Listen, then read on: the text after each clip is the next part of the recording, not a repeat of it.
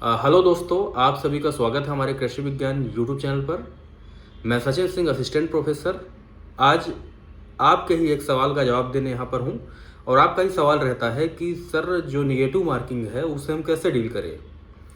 Sir, negative marking होने की वजह से हम कितने क्वेश्चन को अटेम्प्ट करें, या हमें कितना क्वेश्चन अटेम्प्ट करना चाहिए, या कि क्वेश्चन अटेम्प्ट करने चाहिए कि नहीं करने चाहिए। अगर 50-50 प्रोबेबिलिटी है तो, या अगर पूरी तरह से हमें नहीं समझ में आ रहा क्वेश्चन, तो हमें उस टाइम पे क्या करना चाहिए।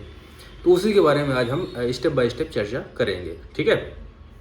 तो सबसे पहले मैं हम आपको बताना चाहते हैं कि निगेटिव मार्किंग जो है आजकल लगभग सभी एग्जाम में कहीं ना कहीं रहती ही है। ठीक है। और निगेटिव मार्किंग से हमारा उसमें कोई खास नुकसान तो नहीं होता है, क्योंकि निगेटिव मार्किंग एक्चुअली क्या होता है, 1/4 होती है ज़्यादातर एग्जाम में, या कि 1/3 होती है।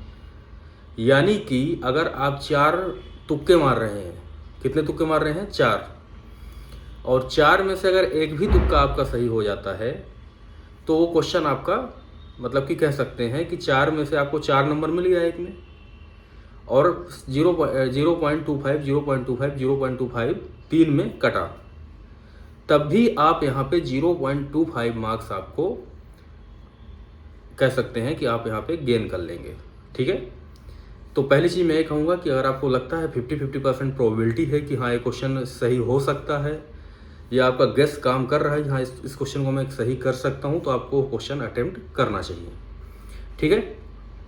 निगेटिव मार्किंग होने की वजह से कभी भी क्वेश्चन को कम अटेम्प्ट नहीं करना चाहिए। ठीक है। अगर आप बहुत कम क्वेश्चन अटेम्प्ट कर देंगे तो आपका जो दूसरा साथी है, जो कि आप ज़्यादा क्वेश्चन अटेम्प्ट कर रखा है, तो हो सकता है उसने 20 क्वेश्चन ऐसे अटेम्प्ट किए जिसमें कि उसको बिल्कुल नहीं पता है। ठीक है।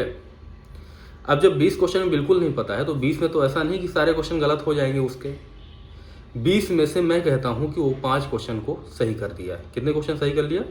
5 क्वेश्चन सही कर लिया, बाकी 15 क्वेश्चन उसके क्या हो गए? गलत हो गए। और हमारी जो मल्टीपल चॉइस क्वेश्चन में 4 ऑप्शन आते हैं, उसकी प्रोबेबिलिटी यानी कि प्रायिकता भी यही कहती है कि अगर आप 20 क्वेश्चन अटेम्प्ट करेंगे तो आपके 5 सही होने के चांसेस रहेंगे, 15 गलत होने के चांसेस रहेंगे। ठीक है। क्योंकि प्रोबेबिलिटी के नियम के हिसाब से आप अगर 1/4 निगेटिव है आपकी, 1/4 निगेटिव है, तो आपके 5 ही क्वेश्चन सही होंगे और 15 क्वेश्चन गलत होंगे अगर आप 20 क्वेश्चन में तुक्का मारते हैं तब। ठीक है। अब सपोज दैट आपने 5 क्वेश्चन सही किए, यानी 5 क्वेश्चन सही करने का कितना मार्क्स मिला? हो सकता है एक क्वेश्चन 1 नंबर का हो, या हो सकता है एक क्वेश्चन 4 नंबर का हो। मैं मान के चलता हूँ कि एक क्वेश्चन 1 नंबर का ही है। ठीक है। तो जब एक क्वेश्चन 1 नंबर का है तो आपको कितने नंबर मिले? 5 नंबर मिल गए। कितने नंबर मिले? 5 नंबर मिले। लेकिन आपने 15 क्वेश्चन गलत कर रखा है। 15 क्वेश्चन जो गलत हुए आपके, तो एक क्वेश्चन में कितने मार्क्स कटना है? 0.25 मार्क्स। तो 4 क्वेश्चन में कितने मार्क्स कटेंगे? 1 मार्क्स।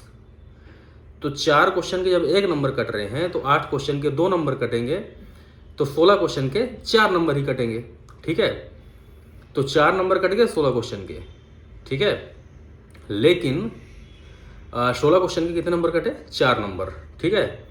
और हमने कहा कि 15 क्वेश्चन आपके गलत होंगे, तो यानी कि आपके 3.75 आपके क्या होने वाले हैं? यहाँ निगेटिव होने वाले हैं, यानी कि माइनस होने वाले हैं। तो फिर भी आप अगर इस तरह से आप एक कैलकुलेटेड आप अगर देखेंगे, गेस लिए हुए हैं आप, कैलकुलेटेड तुक्का मारे हुए हैं, कैलकुलेटेड आप वहाँ पे क्वेश्चन को अटेम्प्ट किए हैं, तो फिर भी आपको 1.25 मार्क्स ऐड हो रहे हैं, 1.25 मार्क्स आपको एक्स्ट्रा मिल जा रहे हैं। ठीक है। तो मेरा मानना इसमें है कि आपको क्वेश्चन अटेम्प्ट करना चाहिए अगर आपको लगता है कि ये क्वेश्चन सही हो सकता है हमारा। लेकिन वो क्वेश्चन आपको बिल्कुल अटेम्प्ट नहीं करना चाहिए जहाँ पे आपको लगता है कि नहीं, एकदम ये गलत ही है, एकदम आपको लगता है कि क्वेश्चन मेरे आउट ऑफ कवरेज आ गया है, या कि हमें समझ ही नहीं आ रहा है क्वेश्चन क्या पूछा है, तो आप उसको अटेम्प्ट ना करें अगर निगेटिव मार्किंग है, क्योंकि वो आप अननेसेसरी आप 0.25 मार्क्स या 1/4 मार्क वहाँ पे लूज कर देंगे। ठीक है। तो मैं ऐसा करता हूँ मेरी बात समझ में आ गई होगी मैं क्या कहना चाहता हूँ। और आप जो क्वेश्चन पूछते हैं कि सर निगेटिव मार्किंग वजह से कितने क्वेश्चन में अटेम्प्ट करूँ वहाँ पे, वो भी आपका डाउट क्लियर हो गया होगा। एक दूसरी बात मैं आपको बताना चाहता हूँ इसी वीडियो में ही, कि आप पूछते हैं सर कि क्वेश्चन कट ऑफ तो चलिए अलग बात है। आपका एक सवाल रहता है कि सर कितने क्वेश्चन अटेम्प्ट करना चाहिए। ठीक है।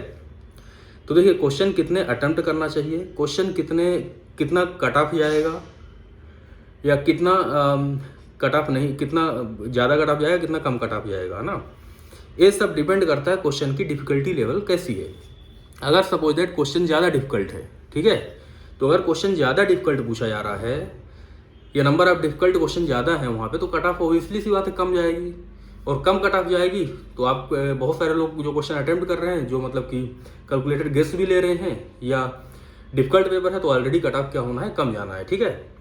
तो क्वेश्चन कितने अटेम्प्ट करना है, कट ऑफ कितना जाएगा, ये सब डिपेंड करता है क्वेश्चन पेपर का लेवल क्या है, किस तरह क्वेश्चन पेपर पूछा गया है। अगर डिफिकल्ट क्वेश्चन पेपर पूछा गया है तो आपका कट ऑफ सीधी बात है कम जाएगा। अगर इजी क्वेश्चन पेपर पूछा गया है तो कट ऑफ आपका सीधी बात है ऊपर जाएगा। तो आपको ए डिसीजन की कितने क्वेश्चन अटेम्प्ट करना है, ये आपको एग्जाम हॉल के अंदर ही लेना है, ठीक है। और आपको ये डिसीजन हमारे हिसाब से लेना भी नहीं चाहिए कि आप कितने क्वेश्चन वहाँ अटेम्प्ट करें, आप तो क्वेश्चन अटेम्प्ट करते जाएं। अगर 100 क्वेश्चन है फॉर एग्जांपल के लिए, तो आपको क्वेश्चन अटेम्प्ट करते रहना चाहिए। और अगर आपको लगता है कि ये क्वेश्चन बिल्कुल ही आउट ऑफ कवरेज है, बिल्कुल ही समझ में नहीं आ रहा है, यहाँ पे बिल्कुल इसको नहीं अटेम्प्ट करना चाहिए, तो उसको मत करो आप अटेम्प्ट। लेकिन ये पहले से प्री माइंड मत करो कि इतने क्वेश्चन अटेम्प्ट करना है या 20 क्वेश्चन छोड़ना ही है, 30 क्वेश्चन छोड़ना ही है, ऐसा नहीं है। कट ऑफ जो है डिपेंड करता है क्वेश्चन पेपर का लेवल क्या है, क्वेश्चन पेपर का पैटर्न क्या है, ठीक है। तो उसी के पैटर्न के हिसाब से ही आप वहाँ पे निर्णय लें, ठीक है। इसके बाद एक चीज़ और डिपेंड करती है हमारा कट ऑफ पर। सपोज दैट वो एरिया जो आपने छोड़ रखा है, जो ज़्यादातर लोग छोड़ देते हैं, वहाँ से ज़्यादा क्वेश्चन पूछ दिया आप, ठीक है। और वह एरिया जो सिलेबस में दिया है, मेंशन किया, वहाँ से कम क्वेश्चन पूछ लिया। तो इस तरह में सारे बच्चों को नुकसान है। सभी बच्चों के लिए वही एक पेपर आ रहा है, ठीक है। कठिन है तो सबके लिए कठिन है, ईजी है तो सबके लिए ईजी है। तो इस कंडीशन में भी कट ऑफ जो होता है या क्वेश्चन अटेम्प्ट करने का जो कह सकते हैं कि नंबर ऑफ क्वेश्चन जो होते हैं जो अटेम्प्ट करने का, वो है कम हो जाता है, ठीक है। तो इन चीज़ों की टेंशन बिल्कुल मत लीजिए प्रिपरेशन के दौरान। मेरा कहना यही है इसमें कि आप लोग इन कि कितने क्वेश्चन अटेम्प्ट करें, क्या निगेटिव मार्किंग है तो कैसे करें, क्या करें क्या नहीं करें, इनको आपको सोचना ही नहीं है। आपको जो क्वेश्चन वहाँ अटेम्प्ट करना है, मान के करना है कि निगेटिव मार्किंग अगर 1/4 है तो मतलब कि कुछ नहीं है, ठीक है। आप 4 क्वेश्चन अगर आप अटेम्प्ट कर रहे हैं, तो 4 में से अगर एक भी सही हो रहा है तो भी आप वहाँ पे पॉजिटिव में ही रहेंगे, ठीक है। 1 नंबर रहेंगे कि नहीं रहेंगे। अगर मान लो 4 नंबर क्वेश्चन है तो पॉजिटिव रहेंगे। अगर 1 नंबर क्वेश्चन है तो सपोज दैट आपने कितने क्वेश्चन अटेम्प्ट कर दिए, 4 क्वेश्चन अटेम्प्ट कर दिए। तो 4 क्वेश्चन अटेम्प्ट किए तो मान लो 3 गलत हो गए, 1 सही हो गया, तो 0.75 नंबर कट गए और 1.25 नंबर आपको मिल गए, क्योंकि 4 क्वेश्चन 4 नंबर का है, ठीक है। 4 क्वेश्चन 4 नंबर के तो 0.75 कटेंगे और 1 नंबर उसका फुल मिलेगा, प्लस इधर से भी आपका बच जाएगा, ठीक है। तो मैं ऐसा करता हूँ, आपको चीज़ें समझ में आ गई होंगी, क्लियर हो गई होंगी। और इतना ही आज के वीडियो में, फिर आगे मिलेंगे, आगे बात करेंगे कुछ मैटर पे भी, ठीक है। सो जय Hind, thank you so much.